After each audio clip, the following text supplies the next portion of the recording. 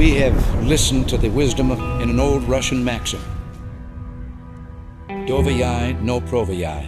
Trust but verify.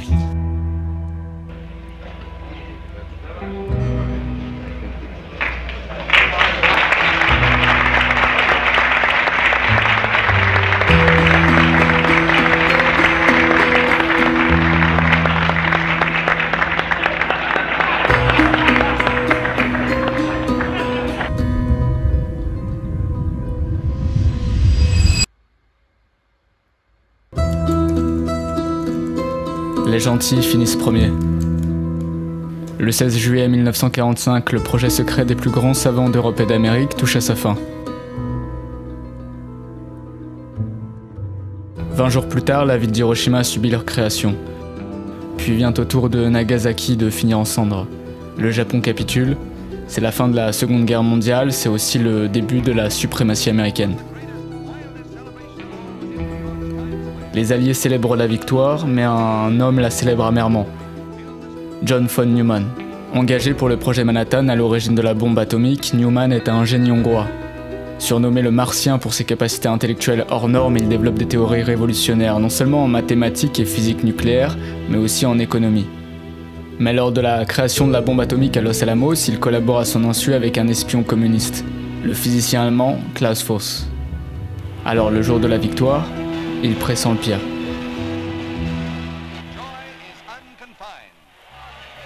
Le 3 septembre 1949, un avion américain décèle dans l'atmosphère au-dessus du Japon des particules radioactives.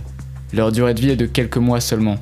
Mais les Américains n'ont déclenché aucune explosion nucléaire de l'année.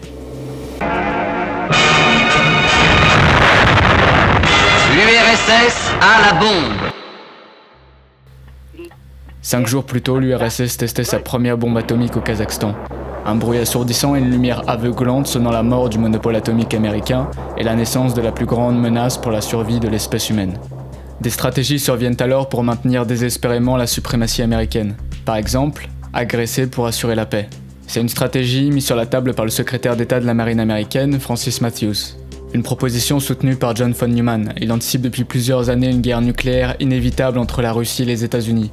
Alors pour le génie hongrois, détruire la Russie avant qu'elle soit en mesure de riposter lui paraît être la meilleure stratégie pour éviter la Troisième Guerre mondiale. Larguer une bombe pacifique sur Moscou.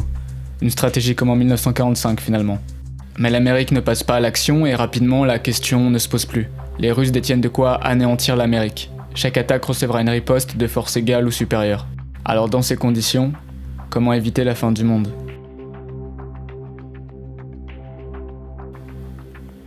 Le gros champignon que vous voyez là a montré le bout de son nez en 1952, c'est le jour du Mike Test, le premier test de la bombe hydrogène par les Américains. En proportion, on est sur une force 100 fois supérieure à celle de la bombe d'Hiroshima, de quoi montrer au monde qui a la plus grosse. Mais les soviétiques suivent la marche avec leur premier test thermonucléaire en 1955.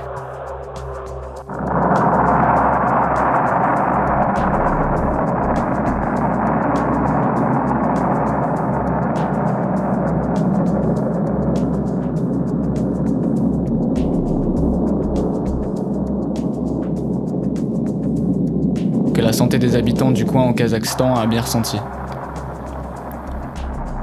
Les radiations affectent aussi John von Neumann. Il nous quitte en 1957 d'un cancer des os, probablement les conséquences de la contemplation du test nucléaire de Bikini Atoll.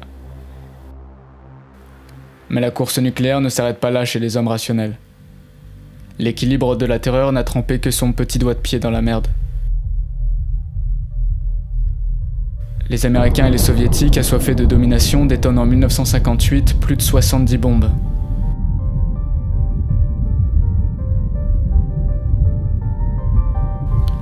En 1985, les Américains et les Soviétiques détiennent à eux seuls plus de 60 000 ogives nucléaires. Sachant que 3 bombes suffisent à réduire en cendres n'importe quelle ville de plus de 100 000 habitants, on a ici de quoi détruire 4 fois toutes les villes du monde. Alors il est temps de produire un miracle. Mais existe-t-il une loi universelle capable de résoudre les pires conflits ? Si l'équilibre de la terreur chancelle, c'est la chute dans une troisième guerre mondiale, le dernier conflit de l'espèce humaine, la fin du jeu de la vie.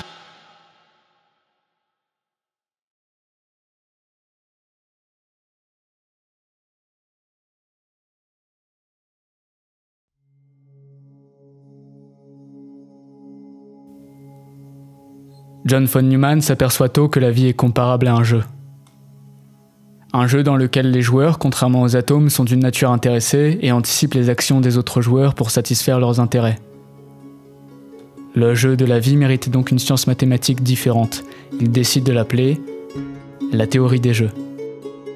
Ses fondements permettent d'analyser des situations dans lesquelles plusieurs personnes, qu'on appellera ici des joueurs, prennent des décisions interdépendantes.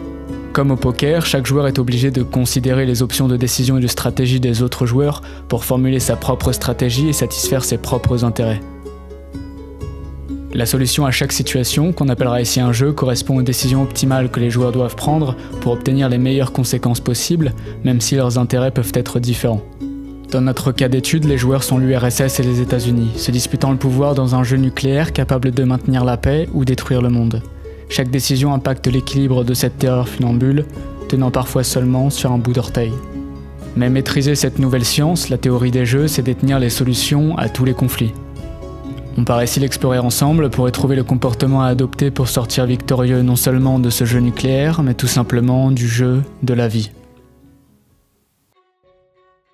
Notre voyage nous ramène en janvier 1950, lorsque 2 scientifiques du groupe de réflexion RAND, chargés de résoudre ce jeu nucléaire, approfondissent les travaux de John von Neumann. Ils mettent en place la toute première expérience comportementale de ce qu'on appelle aujourd'hui le dilemme du prisonnier. Difficile de croire que ces 2 hommes viennent de braquer une bijouterie. Sur ces images filmées par un passant, ils repartent tranquillement. Dans ce sac, plusieurs millions d'euros de bijoux. Ok, nommons ces 2 hommes Tony et Albert.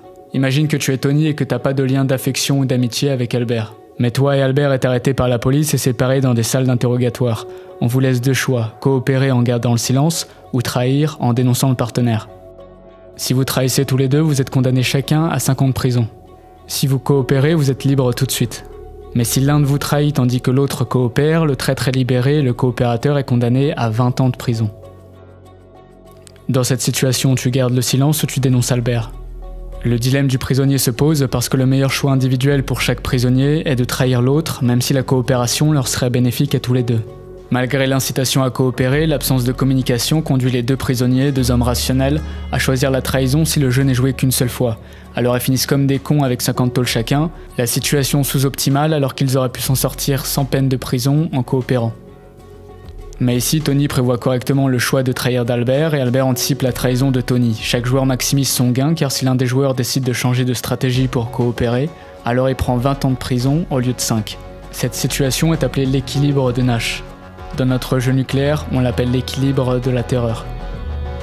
Mais dans le jeu de la vie, ce dilemme n'a pas lieu qu'une fois, il se répète sur le long terme et ça bouleverse notre comportement.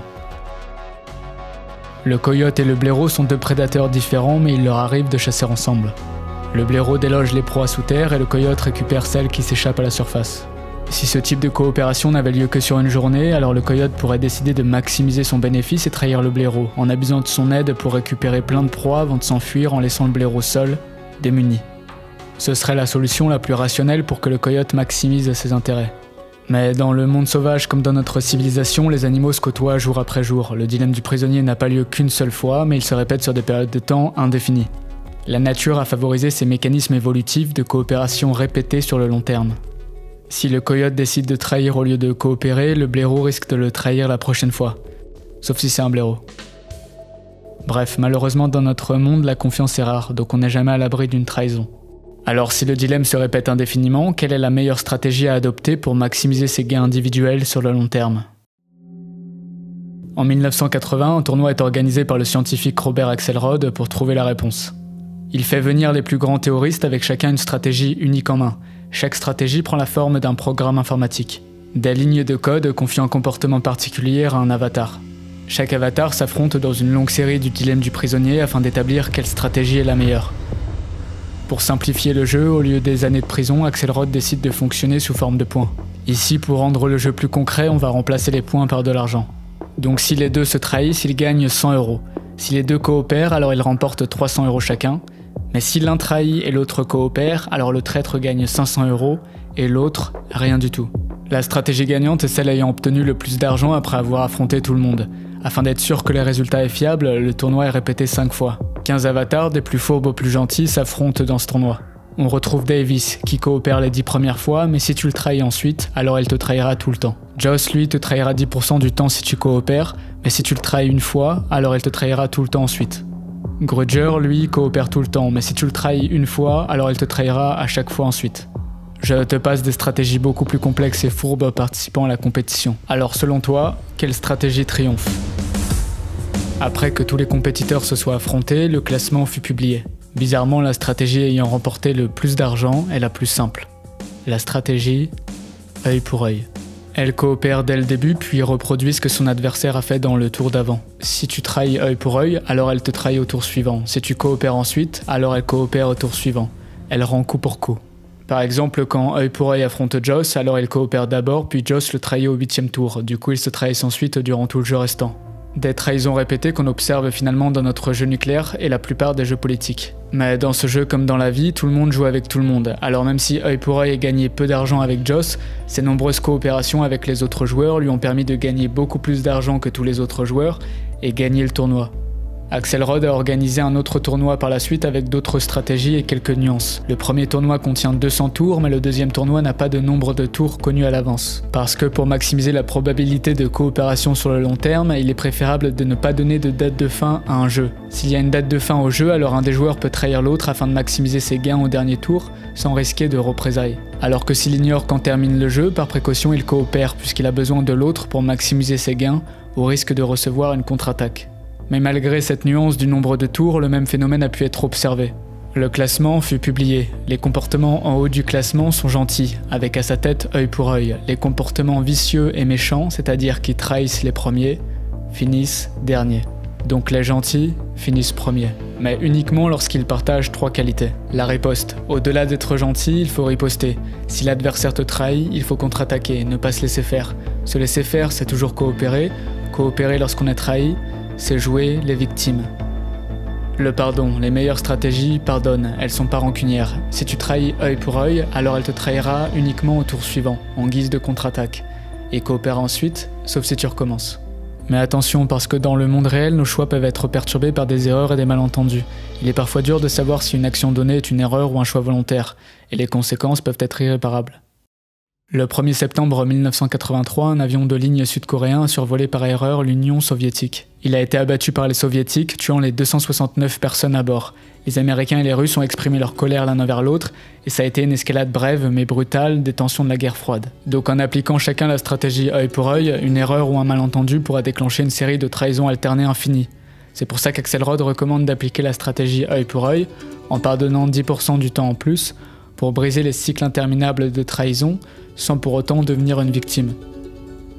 Puis la dernière qualité est la clarté. La stratégie de ceux qui gagnent le plus d'argent est claire. Leurs valeurs sont claires, ce qui établit une confiance. Lorsque le comportement du joueur est imprévisible et incompréhensible, alors le brouillard qui en découle crée un sentiment d'insécurité chez l'autre joueur, ce qui l'invite à trahir par peur d'être trahi. La réputation dans le jeu de la vie est cruciale. C'est donc les qualités qu'a identifié Robert Axelrod. Certaines personnes pensent que ces résultats expliquent pourquoi on retrouve aujourd'hui dans la nature ces comportements de coopération répétés. La nature fut initialement composée d'organismes égoïstes, mais le fait que ces coopérations favorisent la survie pourrait avoir permis d'encoder ce comportement dans l'ADN jusqu'à s'imposer inconsciemment au sein d'une population d'animaux. Comme les corbeaux qui guident les loups vers leur proie pour que chacun bénéficie d'un repas. Ou bien la mangouste qui mange les insectes et les parasites sur le phacochère qui lui offre en échange une protection contre les prédateurs. Une belle amitié, comme dans le Roi Lion.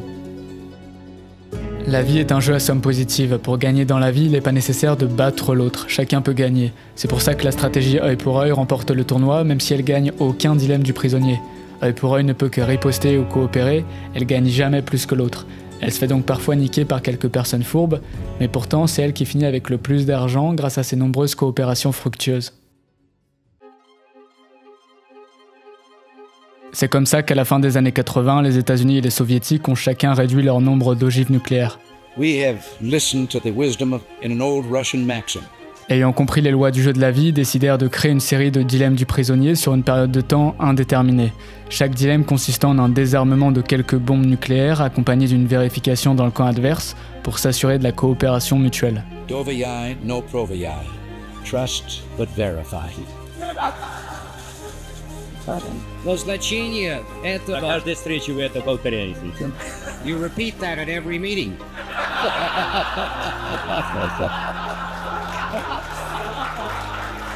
S'ils avaient créé un seul dilemme du prisonnier, le risque de trahison aurait été élevé, puisque trahir signifierait une domination nucléaire sur l'adversaire, donc la suprématie mondiale.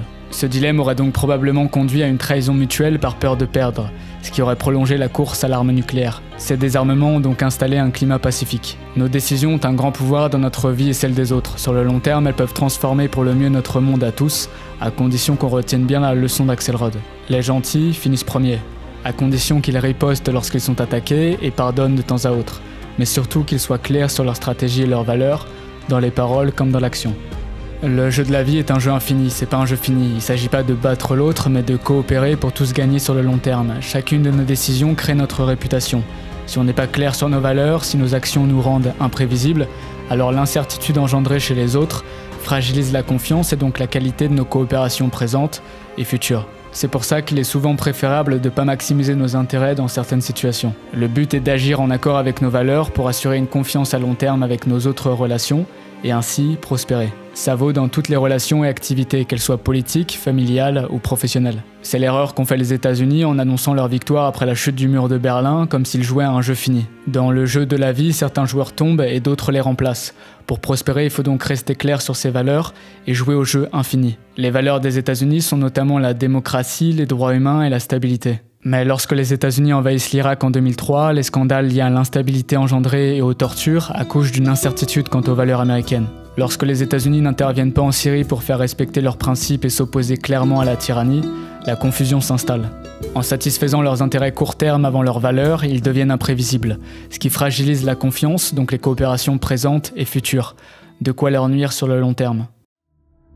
Aujourd'hui, la course à l'arme nucléaire reprend. En 2022, la Russie annonce suspendre les inspections américaines prévues dans le cadre de leur accord clé de désarmement nucléaire. En 2023, elle livre des ogives nucléaires à la Biélorussie. Izumi Nakamitsu, la haute représentante des affaires de désarmement aux Nations Unies, déclare en avril dernier « Le risque d'utilisation d'une arme nucléaire est plus élevé aujourd'hui que jamais depuis l'apogée de la guerre froide, et l'architecture conçue pour empêcher son utilisation est de plus en plus précaire. » En parallèle, le développement rapide et opaque de l'arsenal nucléaire de la Chine ne fait que rapprocher l'humanité du bord de l'anéantissement. À ce rythme, il se pourrait qu'en 2027, on soit confronté à un nouveau monde. Un monde comme en 1985, où les nations accumulent librement des ogives nucléaires, mais sans la période de coopération qui suit. Alors n'oublions pas que nos décisions définissent l'avenir. Elles peuvent faire prospérer la vie, ou au contraire. Décidons bien. Mais surtout n'oublions pas une chose, les gentils finissent premiers.